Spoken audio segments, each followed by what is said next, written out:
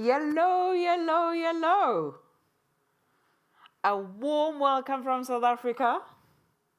I am Siyanda, because there's my name there. My name is on the billboard already. Just another fun fact before we start. I am here representing the 12th official language, which is South African Sign Language. So I just want to give a warm welcome. And we all know that internet is our playground, our classroom, a space where it's safe. But also, we also need to make sure that we protect those spaces, because that's how we connect. That's how powerful it is. But also, we also know that the internet, it has a lot of risk. So, which is why MTN is part of this and making sure that they continue making the space more safe for all of us, so that we can continue enjoying the internet. Thank you very much. And today, we're excited to share the next phase of MTN's Help Children Be Children campaign. Alongside it, we'll unveil groundbreaking research about child online safety across Africa. It's not just about talking to children for children. It's about listening to us, because our voices matter. My name is Kumi, and I'm from Trinity House School, and this is Sia from St. Vincent's School for the Deaf.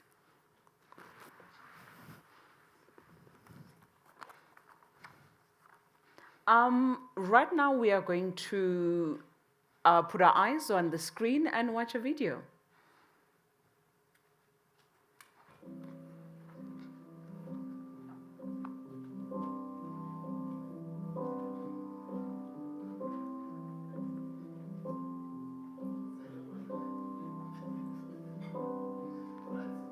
Help Children Be Children is all about children. It's about ensuring that they can be included, they can enjoy the benefits of being online whilst remaining safe. The internet offers a world of play, entertainment, and education for children.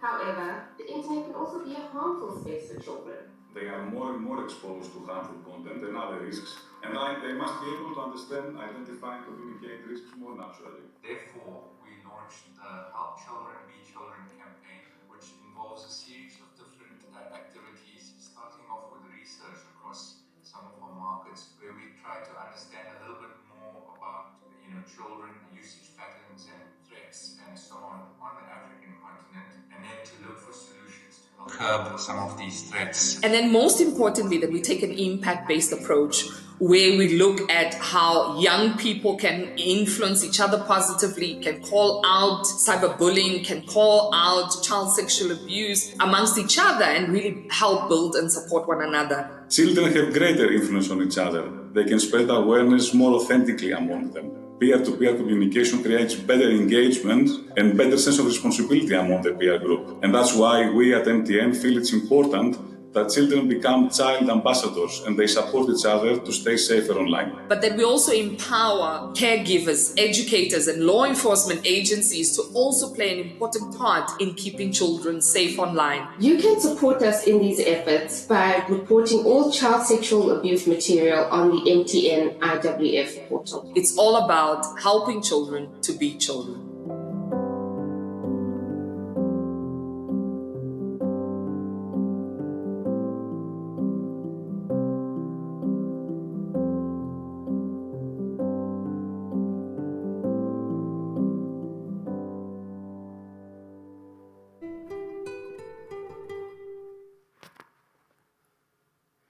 So before we dive into today's session, please help me welcome the Chief Sustainability Officer, Ms. Nompilo.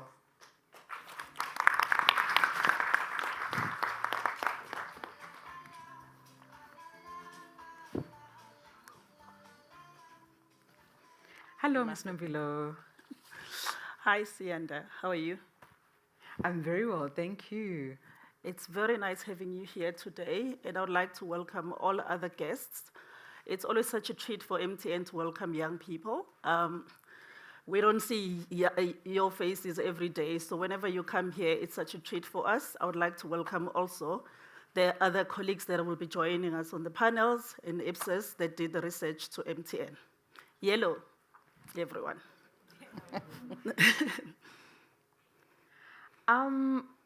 Please just briefly tell us, why are we here and why are the children important? Sianda, where do you go to school? Let's start with you. St. Vincent School for the Deaf. Yeah, what do you do in the morning when you wake up?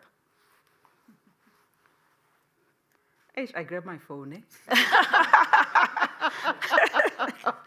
That's exactly why we're here today. In 2022, MTN launched the program. We called it Help Children Be Children. At that time, we were partnering with Internet Watch Foundation, where we were looking at sexual abuse material online, and we're trying to block as much of that stuff that was running on our platforms. Fast forward to now, what we've learned is that it's not only about sexual abuse online. Our children don't use the internet just as a tool. They use it for creativity, they use it to connect with their friends. I think even older people, to be fair, we are now using more and more the internet than what we used to do before. So what we realize is that we need to grow our program from just being about sexual abuse to stretching more to issues around mental health, issues around cyberbullying, issues around data privacy online, which is what young people sometimes are not aware of whenever they venture online. The UN tells us that every second a young person is venturing online, which we don't know how old these people are. But it's worrying because without any guidance and without any information and education on how you can protect yourself, you're vulnerable to all kinds of risks that you can find online. So that's why we're here today. We're trying as MTN as much as possible that in all our services and connectivity, we do not leave anyone behind. Africa is a youthful population, as we know. So it's all at our best interest that we make sure that our young people, because they use the internet more than any other demographic, they stay safe online. So that's why we're here, to protect you so that when you wake up in the morning and you go on your phone, you know what you're doing. Oh, thank you so much for that. Yeah. So what are the principles for this campaign? Yeah, so just before we go to principles, you know how you know you're old is when you don't get a T-shirt. So everyone got a T-shirt this morning but me. It's so excluding. Anyway, but that's the joys of getting older. And also I'm reading papers instead of an iPad because my generation is still on papers. So the guiding principles really that we want to infuse in our programs is that we need to all evolve with technology together, right? So we talk about artificial intelligence and all kinds of technologies that are emerging and coming up. Young people I have a 5-year-old. She said to me this morning, "Mommy, I just realized that you have the same password like mine." Okay, I had done that on purpose because I need to know what she's doing. But now she knows that our passwords are the same. And she's thinking, why do I have the same password as yours? Because she goes to my phone, which is more worrying.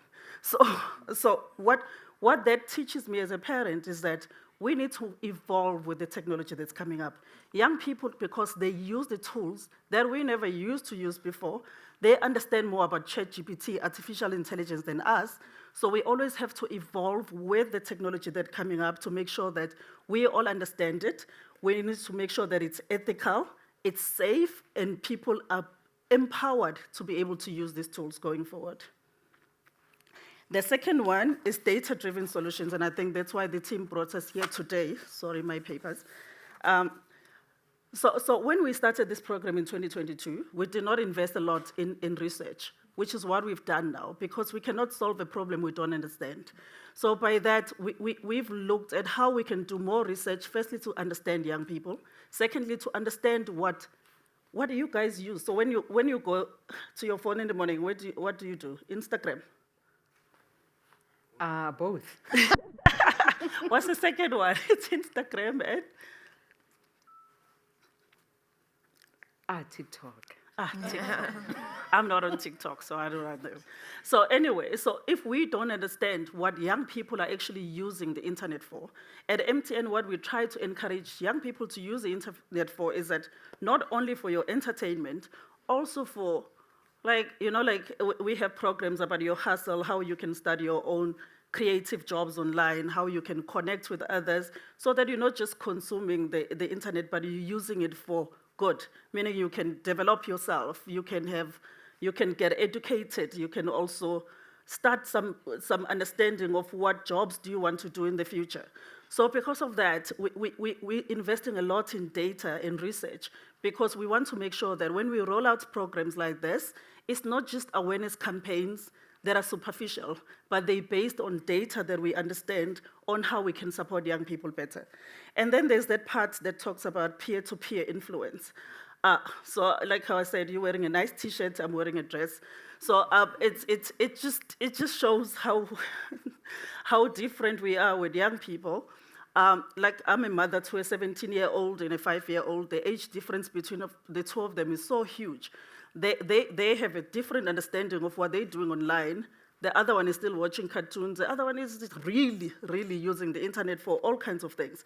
So what I've learned is that I may not be the influencer in their lives anymore, because like you, they wake up in the morning, they are on their tools. So it's much better for companies like MTN if we invest in other children as champions in terms of having a more safer and a more reachable conversation about safety online, particularly because young people like yourself, you guys are very aware of social dynamics. You know what's happening in the US, you know what's happening everywhere.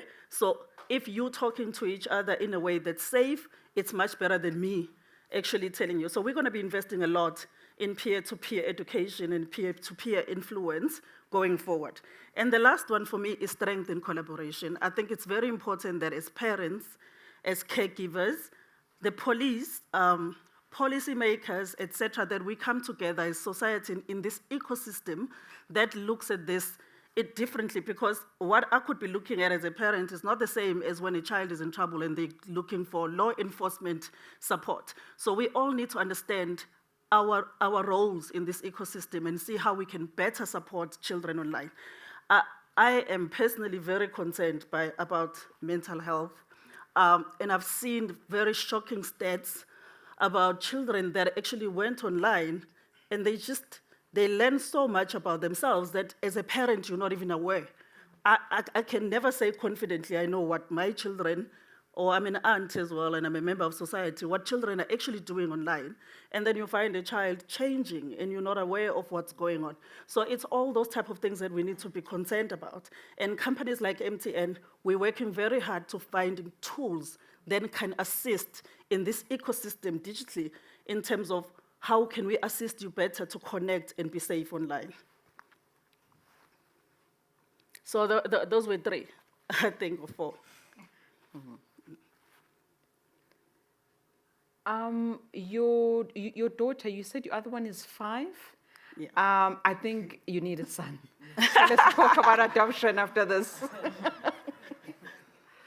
Also, I just want to know, as a parent, outside of you being a big boss, what are the things that are there to make sure that your kids are using the internet safe? It's a challenge. I wish I had a boy, but I don't. I'm happy to be a girl mom. It's very difficult for parents, like you've seen. I have a lot of friends that are parents. We actually do not know what's going on anymore, because children are online. They don't ask for your permission. You can buy them a device or not, they'll get it at school.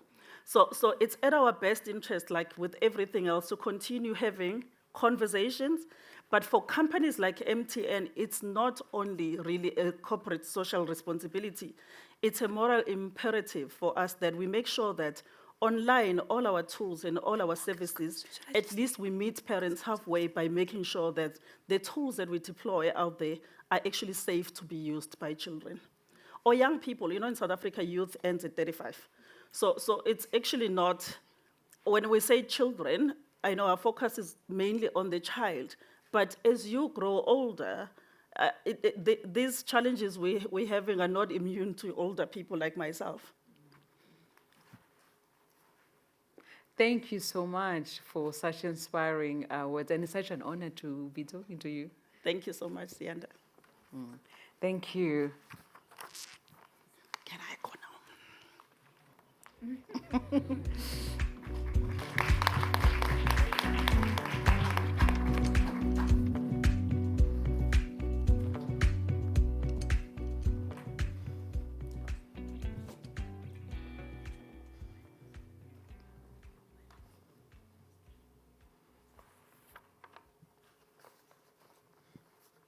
Kumi, I think it's over to you now. Well, that was a really inspiring segment we just had here. So before we start with the official proceedings, I'd like to invite Ms. Christine Muhigana, who will address shining a light on the importance of online safety across Africa.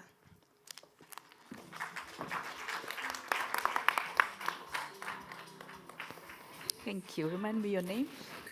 Kumi. Thank you.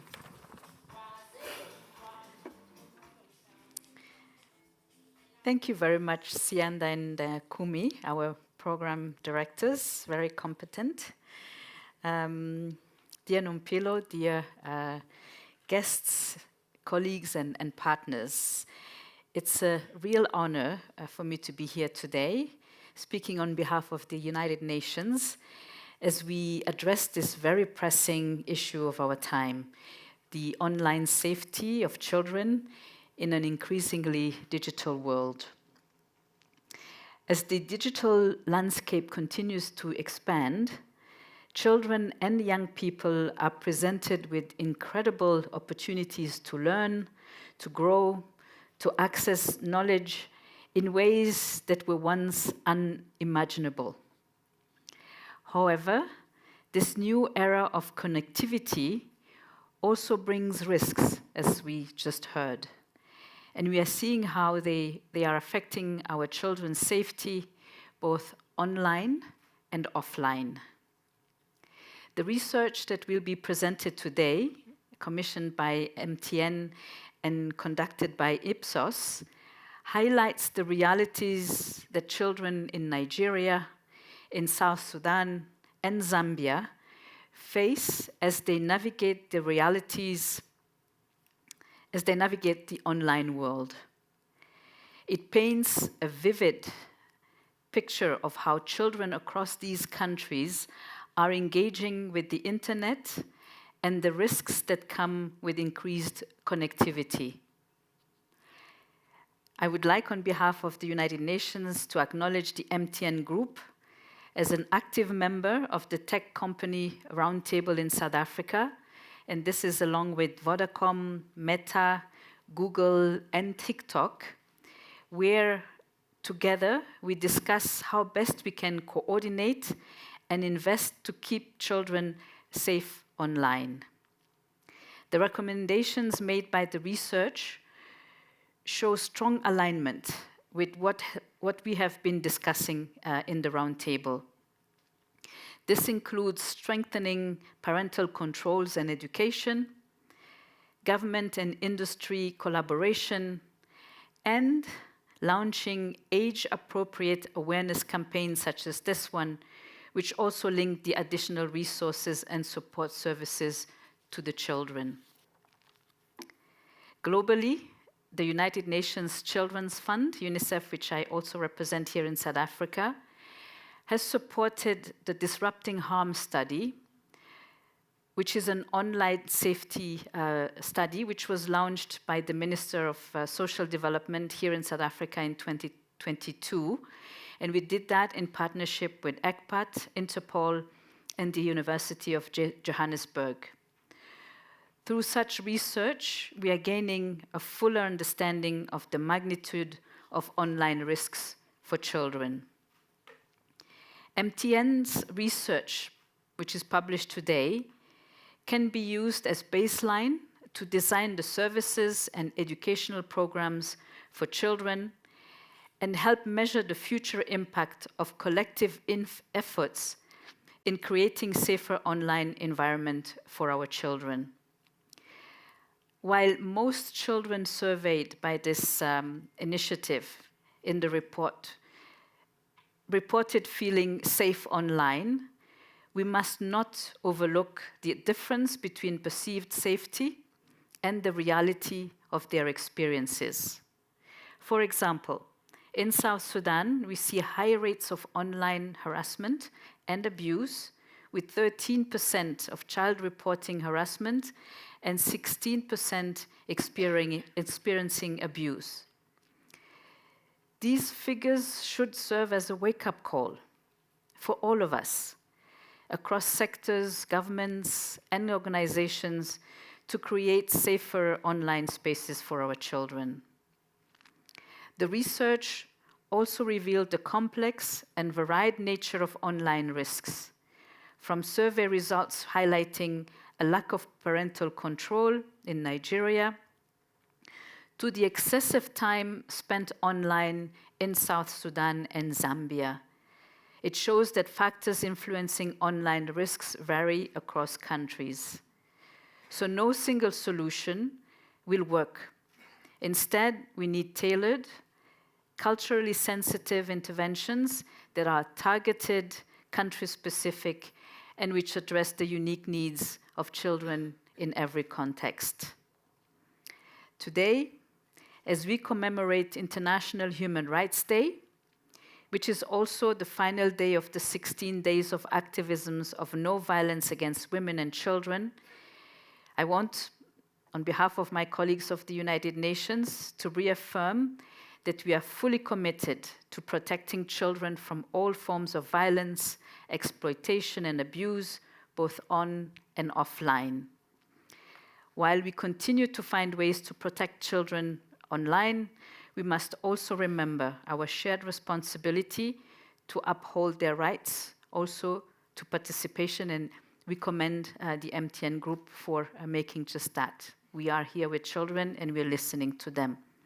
They are themselves key actors in this process, and they must be included in conversations about online safety. So let us collectively mobilize for a digital world that is safer, that is truly inclusive and more supportive of children's rights, their development, and their well-being. I thank you.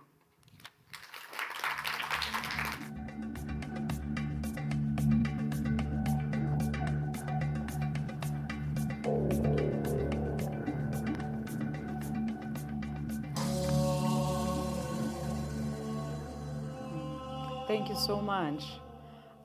There's just so much that is happening on the internet.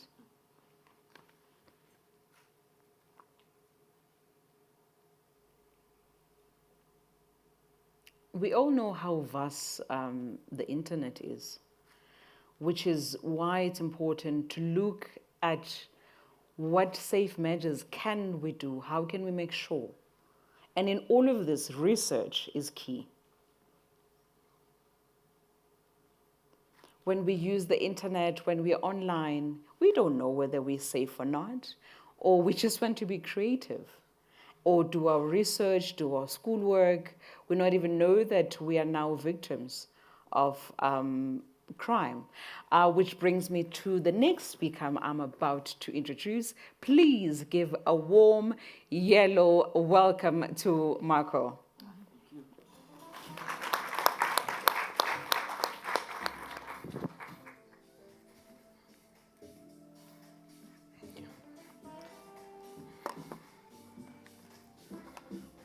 Mic check, 1, 2. Thank you so much. When Christine was talking, I was like, wow, how does she know this? Because I actually worked on the research she was mentioning. So you're actually more knowledgeable than I am about my own work. All right, so we conducted a very important study, colleagues, on behalf of MTN's campaign, Let Children Be Children. And we looked at 3 markets. It was, this is my team. I'm over there, that pretty guy over there, and a team of talented women. We had 3 objectives to the study. The first one was to understand how access to the internet on digital devices facilitates the exploitation and abuse of children. We also aimed to identify the categories of children that are at risk and how these risks materialize. We also looked at developing an evidence-based approach to curb online insecurity for children in 3 cities and their countries at large. The methodology was purposive. You can imagine interviewing children is no easy fit. There's a lot of barriers. The parents will not just give you access to their children. So to try and navigate that barrier, we essentially used the purposive approach. So the parents that were willing to let us talk to their children, we approached those and we collected much needed insights. For Zambia, we had about 523 kids. For Juba, which is in South Sudan, it was 528. And for Nigeria, it was 514. Age of interest for us was 8 to 17 years old. We could have gone younger, but there are ethical considerations that need to be taken into account when interviewing children. We grouped the kids into two categories. The younger group was 8 to 12, and then the older group was 13 to 17 years old. Ethnicity was diverse, gender was male and female. This is the demographic profile of the kids that were interviewed in Zambia. As you can see, female to male gender ratio was about 51% female and 49% for the males. 97% of the children reported having internet at home.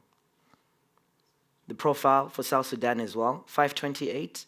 We tried to keep the gender split as close and as even as we possibly could. For male, it was 53. For females, it was 47.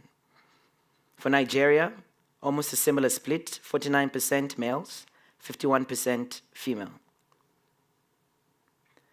To ensure that we were doing things correctly and to avoid children falling into trauma and whatnot, we needed to go through several ethical boards.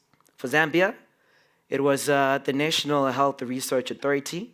For South Sudan, it was the National Communications Authority. For Nigeria, it was the REC that we utilized there. So what did we find? We found some alarming statistics and figures. As you can see, we identified that 1 in 20 children aged 8 to 17 have been harassed online. It was 1 in 10 for Juba, South Sudan. It was 1 in 10 for Nigeria as well. 1 in 20 children in Lagos reported being bullied online. 2 in 10 in Juba reported being bullied online. 1 in 20 in Lagos, Nigeria also reported being bullied online. However, alarming was the issue of high internet use. We defined high internet use as anything an hour plus. This was mainly concentrated in the 13 to 17-year-old demographic, which we found to be more susceptible to online harm. As you can see, colleagues, 49% of the children reported utilizing the internet quite frequently, with the highest in Lagos, Nigeria at 79%. We also identified that adding strangers to instant messenger lists was quite robust. Yeah, that's scary, right? I see your face. Yeah, it's alarming. 3 in 10 in Zambia are adding strangers to their phones. 3 in 10 in Juba also adding strangers to their phones. 4 in 10 for Lagos, Nigeria, also adding strangers to their phones. 1 in 10 in Zambia are having sexual conversations with people they do not know online. 1 in 10, again, across the board, are having sexual conversations with people they do not know. More alarming is that 14% of children aged 8 to 12 have actually met people they've met online in person. In Juba, 35% are meeting strangers in person. Lagos, pretty low at 7% for the younger demographic, 8 to 12. The older group, 13 to 17, 33% have met people they previously met online in person. 54% in Juba are meeting people in person that they've met online. For Lagos, quite alarming at 56%. So to try and intervene and better understand the situation, we tried to profile. So what do I mean when I say profile? So what is the demographic profile of a child that's more likely to be susceptible to online harm? For Lusaka, Zambia, we identify that adolescents aged 13 to 17 were almost 5 times more likely to engage in risky online behavior. What do we define as risky online behavior? It's adding strangers, passing your personal information, having sexual conversations, the works. 5 times more likely, that's a lot. Adolescents in secondary, high school, were found to be 7 times more likely to engage in risky online behavior compared to children in preschool and primary school. That insight alone is quite interesting because it shows that younger children, 8 to 17, are actually more aware of the dangers in the online digital space compared to the older kids. Why? As they get older, they have access to a phone, they can chat, there's less parental control as they get older, so the older group is becoming more susceptible to such behavior. We also identify that children and adolescents who use the internet weekly, once a week, were significantly less likely to engage in risky online behavior compared to adolescents who use the internet daily, highlighting the need for parental control and supervision, the works. We also found that children and adolescents who reported never experiencing online harassment and whatnot were less likely to engage in risky online behavior. So it's as if something happens to these children the moment they are bullied or harassed online. The moment they are bullied and harassed online, they start to behave quite erratically, and they are more likely to engage in such behaviors, highlighting the need to even protect them and have interventions in place to make sure that they are not bullied or harassed in the first place. We also found that children as well who reported being abused online were also significantly less likely to engage in risky online behavior. So that is the profile of the child that's susceptible to this social ill in Lusaka, Zambia. For Juba, the only thing that stood out for us was that children and adolescents aged 8 to 17 who reported utilizing the internet for an hour or more at a disproportionate risk of engaging in risky online behavior. It was 13 times in the unadjusted model. In the adjusted, children within the age group 8 to 17 are 16 times more likely to engage in risky online behavior if they use the internet for an hour or more. Nigeria, quite interesting insights came out of the survey in that country. We found that children whose parents or guardians did not have rules on internet safety were significantly more likely to engage in risky online behavior, about 9 to 10 times. That's about 900%. So in the absence of parental rules, children are actively engaging in such behavior. Female children specifically were about 6 to 21 times more likely to engage in ROB, which is risky online behavior, compared to the male children. So women disproportionately more susceptible to risky online behavior compared to boys.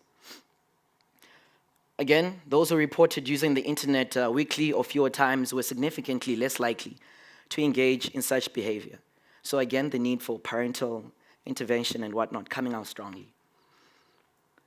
Children who reported also never been bullied, harassed, or exploited online were significantly less likely to engage in risky online behavior, also speaking to the need to have interventions in place to make sure that these children are not exposed to this harm in the first place.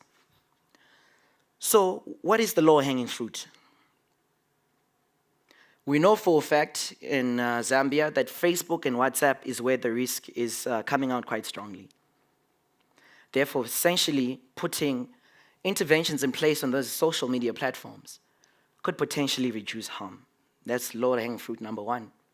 Number 2, older children aged 13 to 17, especially males in Zambia, are engaging in much riskier online behaviors, like adding strangers to their messenger lists, meeting online acquaintances in person, sharing personal information, such as your house number, your address, the works, they're sharing this information publicly. So putting in place mechanisms and interventions that highlight when children share this sensitive information could go a long way in reducing the harm. Interestingly, 20% of the children reported being aware of the existing child online protection portal, just 20%, which is really low. That essentially speaks to the need for more campaigns, more interventions that bring about awareness, so that kids actually know where to report.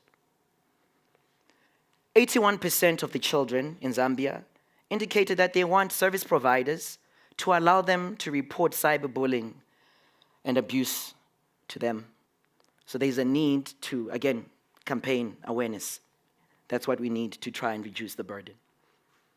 For South Sudan, the low-hanging fruit, these kids are being exploited on Facebook, WhatsApp, Twitter, and Instagram. That's where most of the harm resonates.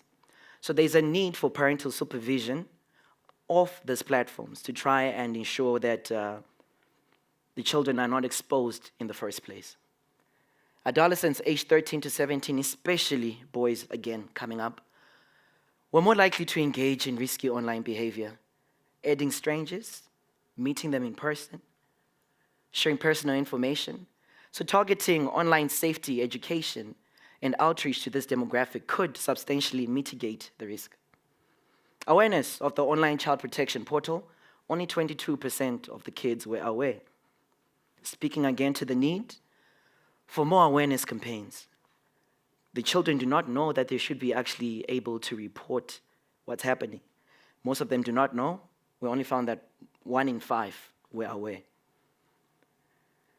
73% of the kids, they're crying out for help, want service providers to allow them to report cyberbullying and abuse. It's an outcry from the kids themselves. This is the insight that they gave us. So we asked them, what can we do to try and reduce harm? Speak to the internet service providers so that they can actively create a platform where we can report some of the social ills. For Nigeria, now Nigeria is actually quite intense. So many social media platforms are taking advantage of the children. It's on Facebook, it's on WhatsApp, it's on Twitter, it's on Instagram, it's on Gmail, it's on chat sites, it's on TikTok. So Nigeria really needs some serious intervention. In terms of awareness, again, 22% are aware of a child online protection portal. 81% reported that they really want internet service providers to have platforms where they should be able to report. So what do? We need to strengthen our legal frameworks, number one. In doing this, we need to develop and enforce comprehensive laws targeting individuals who exploit and abuse children online. Establish a legal age of digital consent to protect minors from data exploitation. We need to enhance parental and guardian engagement.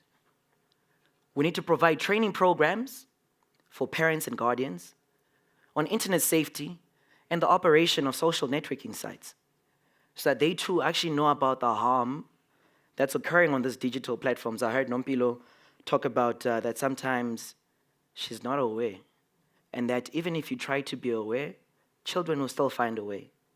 So there's a need to almost create a consensus, open dialogue between guardian, parent, caregiver, to actually encourage the need for further communication so that they can actually come to their mother and say, Mom, a certain boy sent me in an inappropriate image. What do I do about it? We need to improve educational programs. So awareness campaigns need to be run across all educational institutions so kids are actually aware about what's going on. We need to increase accessibility of reporting mechanisms, not just the online child portals. I think we need a lot of online child portals to ensure that kids are actually aware that these portals exist and that they can be able to report. We need to raise awareness of existing online protection portals where incidents can be reported. We need to promote safer internet usage, restrict access to certain harmful websites, and monitor usage to prevent misuse and abuse. advocate for the use of report abuse buttons. I cannot stress the importance of a child being able to report. These report buttons need to be more pronounced. We cannot have online child, I didn't even know about an online child protection portal, and I'm 31. So how do you expect an 8-year-old to report incidents when I do not even know that such portals exist? So more awareness campaigns. We need to provide support services for children that have been affected. There is potential trauma, and that trauma needs to be addressed. We need to foster a culture of openness and support. We need to address online content and behavior. We need to collaborate with stakeholders. Christine did mention that that's actively happening, so good work for that. Finally, we need to evaluate and adopt strategies. So ongoing monitoring and evaluation of the situation needs to happen more routinely. And in closing, I just want to say it's good to see MTN doing just that. And hopefully we can carry out this work in other markets, Marina. Thank you so much.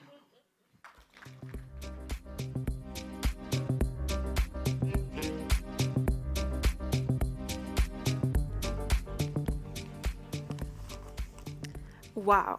Thank you, Mr. Hollington, for that insightful presentation. The numbers truly paint a picture of the challenges and opportunities that lie ahead.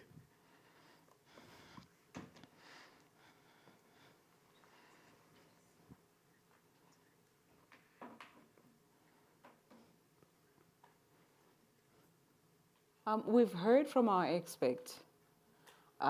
This information and these numbers are very scary, which is why research is important. But now we are going to move to my favorite part, to some young stars. We're going to meet them through virtual peer-to-peer. Sidebar.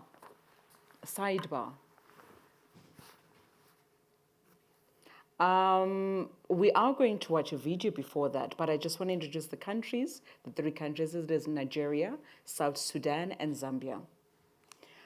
We are going to watch a video, a very powerful video, from Paramount Africa. Hi, my name is Larai. I am 22 years old, and I'm a creative entrepreneur, a social change maker, and a conversation strategist. What I will say, the first thing that I ever did in terms of taking action was to just start going to therapy. Number one, upon receiving my diagnosis, I decided to check myself into a mental health clinic. And it was a 2-week-long, really intense program. And I was taking that big step and taking that action was so great for me because I felt empowered in living with something that no longer controlled me. I will sometimes feel that I'm unable to do something. And I think when it came to my mental health journey and navigating how I show up in different relationships and different spaces and aspects of my life, I had to learn how to be gracious with myself. I want to spread that with people. And so how can I not be comfortable with talking about it? I mean, I talk about a bunch of other things on camera, you know, why not this? Guys, hugs are the best medicine ever, I promise you. I promise you. From me to you. Please make sure that you give yourself as much love as you give everyone else around you. It's okay not to be okay. We've got you. Go to mentalhealthishealth.tv.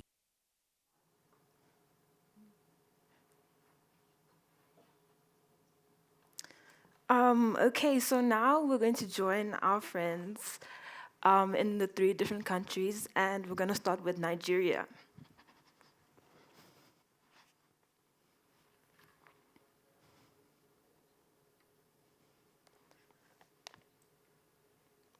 Okay, so my first question is to Odetola. We know that parental rules, or the lack thereof, are crucial in online safety. In Nigeria, it is highlighted that parents play a huge role in guiding kids online. Do your parents have rules when it comes to the internet?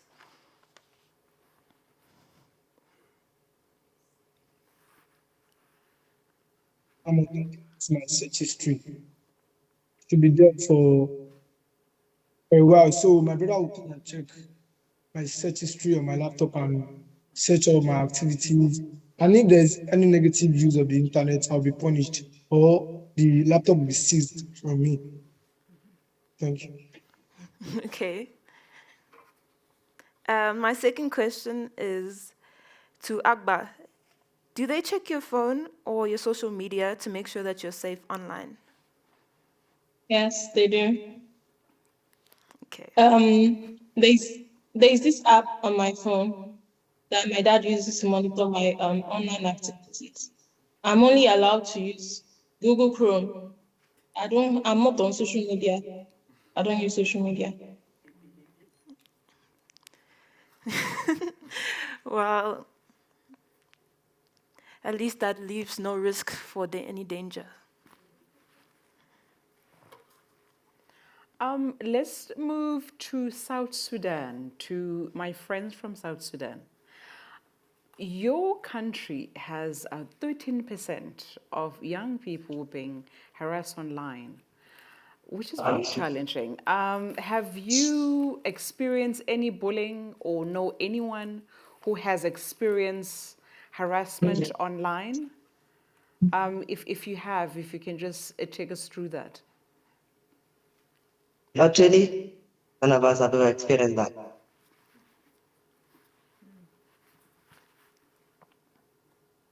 Oh, that's always good to know, because the research, the numbers were very scary. So, I mean, if something were to happen, do you guys know how you would go about to make sure that you guys are safe? Yeah.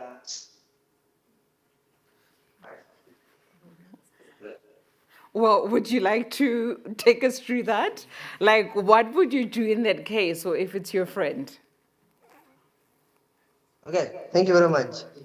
You see, with the platforms we use, there are policies that they have. And they give you options. If you are being bullied or you're going through an harassment, you report that to the people concerned or the authorities having that thing. So any of us that is experiencing cyberbullying or harassment, then you have the right to report that person, and then the authorities concerned will have to act upon that.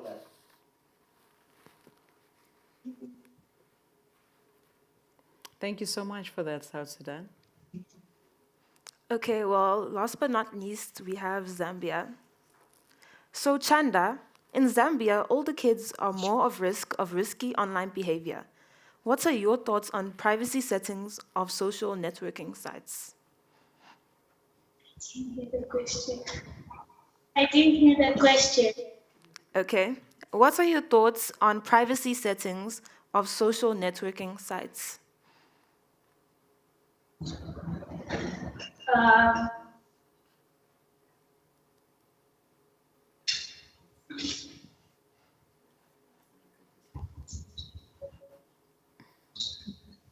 Well, it's good to have it.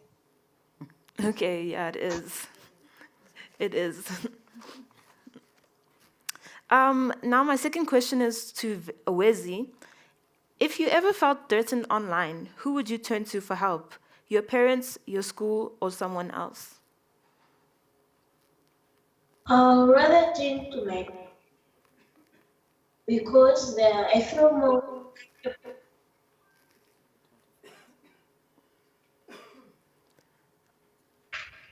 Sorry, Wezi, you're breaking up. Rather gentlemen, because I feel more comfortable. Yes, that's very true. Family definitely are a good people to turn to when threatened online.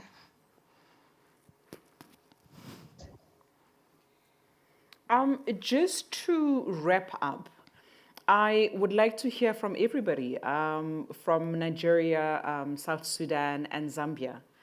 Starting with Nigeria, what advice would you give to your friends to stay safe online? What are the things that you would advise them to do? And let's start in that direction from Nigeria, Zambia, South Sudan.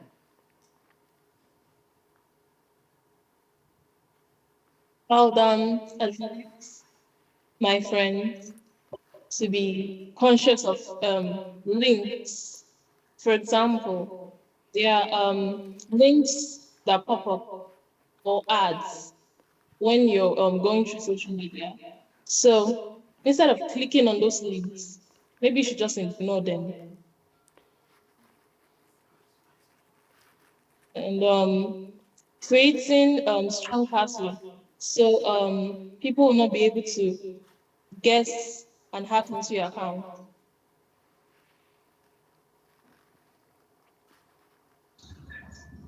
Thank you so much, Nigeria. And I believe that advice would help so many people, even us here in South Africa. South Sudan?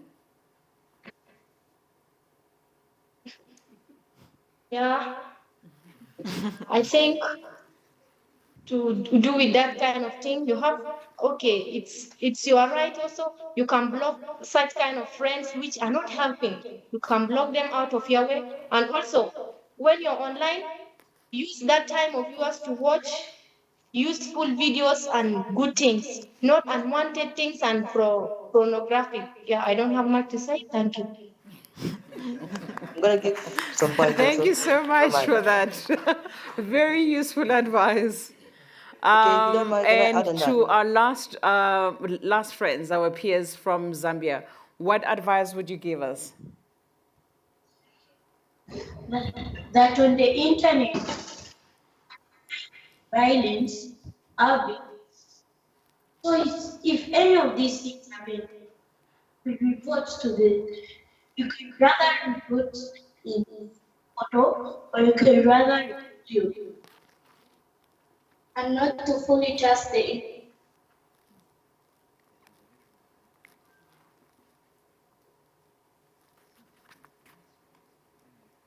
I think that's all the advice.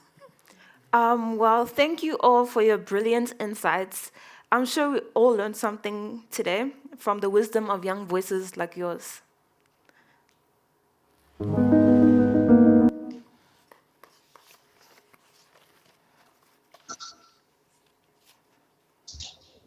Now we have heard from our peers. I think it's time for us to hear from our influencers, which is our caregivers. That would be our parents, law enforcement. And let's hear what advice they have for us for online, because we really need to pay attention and do more to make sure that we all stay safe and live a safe and free life. The video, please.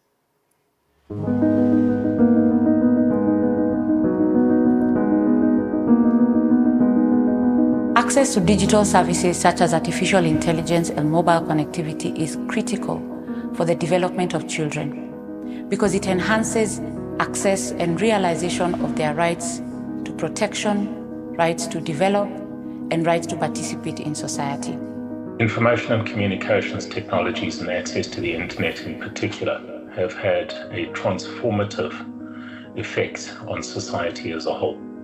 And in particular, it's had a massive effect on children. If you are using any digital devices with your learners, please teach them about online safety. Remind learners to never share personal information online. Encourage them to use strong and unique passwords for all their accounts.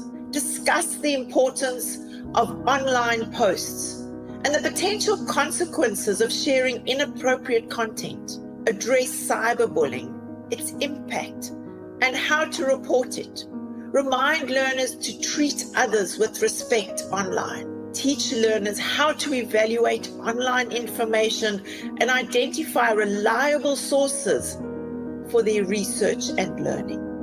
Organizations such as GSMA have developed guidelines to ensure that actors in this space have the necessary information to be able to enhance the safety of children online. At the GSMA, we believe awareness is a first line of defense. Children need to be aware of the benefits they can derive from using digital services. Awareness is important because it helps children and other actors to understand the actions that can be taken to avoid any harm online. As emerging technologies like artificial intelligence continue to advance, there is the need for government to develop user-friendly and accessible reporting tool for online abuse. We should design a child-friendly interface with simplified layout, which will be accessible to all.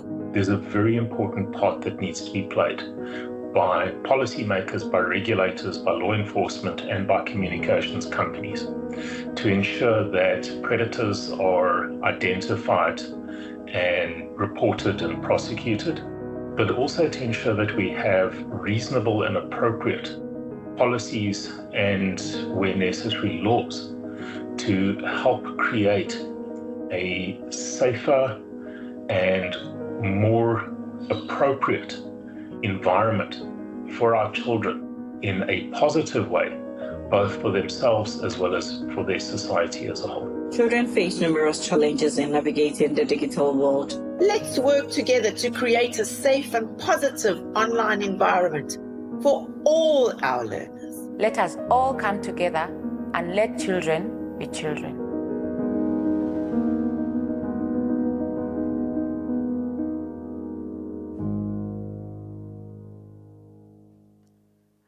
Those were such powerful messages from those who support us every day. It's so important that we all know where to return to for help if we encounter any online issues. MTN's partnership with the Internet Watch Foundation has created a Pan-African reporting portal for online safety, which can be accessed through their website.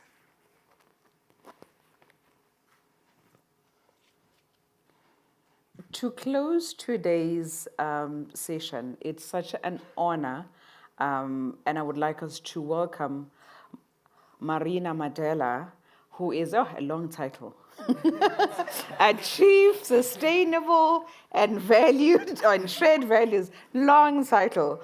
But it has been such an honor. Please, let's give a warm welcome to her.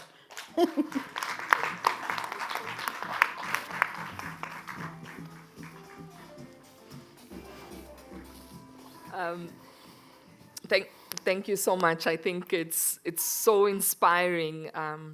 When we started to come up with this campaign, and then this event, most importantly, it was really important for us that it be led by young people. So thank you so much, Kumi and Sianda. We really appreciate it so much that you could be here with us and that you could take us through this important discussion and journey. I think one of the key things when we started this journey, in closing, was to reflect on the fact that when you look, there's not enough African research.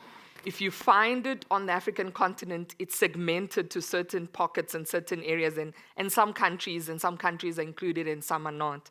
And for example, we started to carefully think about which countries, and we wanted every region represented. And as an example, you could hardly find research on South Sudan on the child online environment. This is the first time we're seeing this kind of research. So I think first and foremost, just a huge thank you to all the partners that make all of this possible, from the research houses to the partners like UNICEF and many others that carry this message through. This particular campaign is attributed to the children, and for us, we wanted to work off the basis that impact can only be achieved when we start to speak their language. And how we speak their language is by encouraging a child to speak to a child. That's first and foremost the most impactful. And we know children will dress up like their friends, they'll do what their friends are doing. So we encourage you, young people, to don't just watch a friend being bullied online. Don't just watch content flying and you spread it further. Stop it at you, say something, stand up for someone. And I think for us, as Nompilo said, the other key important part is that parents still have such a huge role to play in their children's life. And I know, like what Nompilo said, is that we actually are figuring this out along with them. So they're teaching us, and let it be a two-way street, that we also are not scared to have the conversations, that we're willing to speak and we're willing to engage. Educators, children spend majority of their time at school, and they don't spend that time as much at home. They spend more time at school than they do at home. So educators help us carry this message. In South Africa, we've seen curriculum, child online curriculum being specifically developed to be rolled out in schools. And we've started to speak to Google to say, can this curriculum spread to Zambia? Can it spread to more and more countries? Let's get it into every school. Let's make it part of the curriculum, because the digital world is evolving so much that our children need to be able to evolve with it. And I think law enforcement have such an important part to play as well. The legislation needs to be in place to protect children online. We also recognize that enforcing is very difficult. There's an element of reporting, and like Marcus was saying, we need to get the portals out there so that people can understand there's a place to go to report. And then we also need to support law enforcement agencies in how to review this information, because you can imagine if you start to look at crime physically, now you're looking at crime online. You've got to now try and understand, how do you classify it, how extensive is it, and so forth. So I think that's really, really, really important. One of the key things is that technology is evolving, and I want to leave you with two stories. One is the story that AI is evolving so much. Towards the beginning of this year, I was very fortunate to go to the UK and to visit Internet Watch Foundation. And I met the very brave and courageous people that review child online content every day. So when we report it on the portal, this is the team that looks through that content, classifies it, then it's loaded onto portals that companies like MTN can use to block it off our network. And I'm very proud to say that year on year, MTN is across all our markets removing child sexual abuse off our network. So that's one of our commitments to make it real. Now, in speaking to these individuals at IWF, one of the key things they mentioned to me is that they are struggling to tell the difference between a photograph that is actually generated by someone and a photograph that's generated by AI. They almost can't tell the difference anymore. And that's just what is happening. I mean, AI is absolutely fantastic, but this is also, it can be misused. So imagine if that technology is there. And then the other child that we need to think about is, most recently in the US, there was a child who befriended an AI bot, and the AI bot was his friend and was there for him. We need to acknowledge that the AI bot was really there for him. And what you found is that he developed this relationship, and the AI bot obviously learning what he needed, learning how to adjust and so forth. But the AI bot reached a point where he felt he couldn't continue to live. And the AI bot could not give him the advice to not take his life. So he ended up taking his life. And his parents today are suing the company that put this AI bot together. But it just shows the power of technology and that we don't know. So when I reflected a lot on this research, when Ipsos first presented it to me, the shocking reality is that as young people know it's not safe online, but you're still taking actions. So I encourage you, and we're not saying don't meet the people you see online, don't not speak to people. We know many people have had positive experiences, but just be more careful. Just go that extra step to understand more. And as MTN, for us, this program is very close to our hearts. And for us, we have this premise of everybody deserves the benefits of a modern connected life, but what we do today really influences tomorrow. So I think let's join forces, unite, and tackle child online protection, because we want children's innocence not to be taken and for children to be children. Thank you.